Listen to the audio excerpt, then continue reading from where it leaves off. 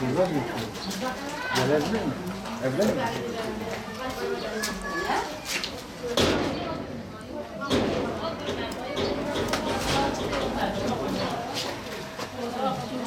Gıdanın size getirmişim.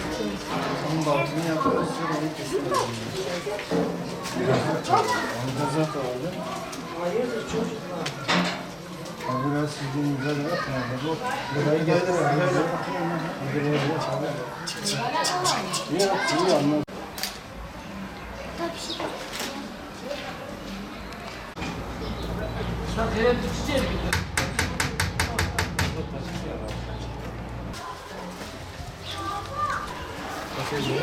Aşırı bir yüzde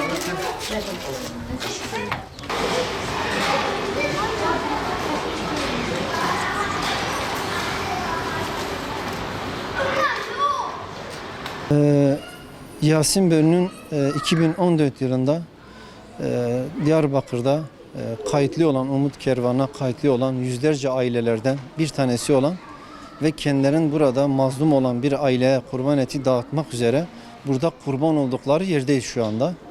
Ne yazık ki PKK'nın ve HDP'nin çeteleri olan bu vandalların saldırısına uğruyorlar ve şu anda arkamızda bulunduğumuz bu binadan 3. kattan aşağı atmak yetmemiş gibi üzerinden araba yetmemiş gibi yakaraktan bu zalimane, bu vahşiyane tutumlarını şu anda bulunmuş olduğumuz yerde gerçekleştirdiler. Yıl 2014, üzerinden 6 yıl geçmiş bulunmaktadır. Yasin Börü ve arkadaşlarının başlatmış olduğu bu hayırlı, bu iyilik kervanının bugünkü çalışmasını da inşallah gerçekleştirmiş bulunmaktayız. Üye ve gönüllümüz olan Yasin Börü ve arkadaşlarının Diyarbakır'daki muhtaç ve mağdurlara ulaştırmak üzere başlatmış oldukları kurban etlerini inşallah bugün biz de dağıtımımızı gerçekleştirdik.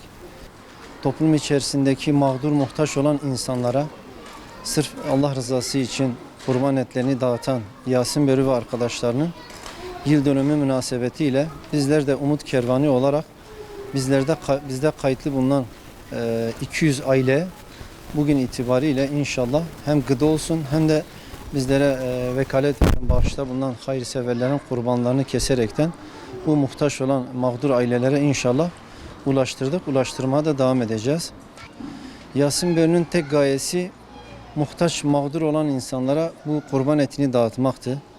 Ancak yeryüzündeki hem mazlumların hem de zalimlerin olduğu bir süreç itibariyle mazlum olan bu iyilik kervanının karşısında duran zalim, vandal zihniyet, PKK ve HDP zihniyeti, kan dökücü, kan emici bu zihniyetin bu iyiliksever kervanın önüne geçerekten ulaştırılması gereken bu mazlum insanlara bu iyilik kervanı engel olmaya çalıştılar.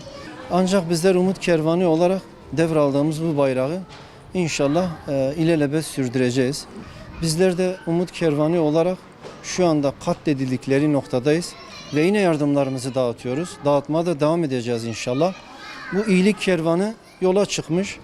Allah'ın izniyle, inayetiyle onun dışında hiçbir güç bu iyilik kervanı durduramayacaktır. Velev ki kanlarımızı da dökseler, canlarımıza da kıysalar inşallah yetişecek ve yetişmekte olan bu Yasin Börü ve arkadaşların bu kervanına Allah'ın izniyle bizler devam ediyoruz ve sonuna kadar da devam edeceğiz.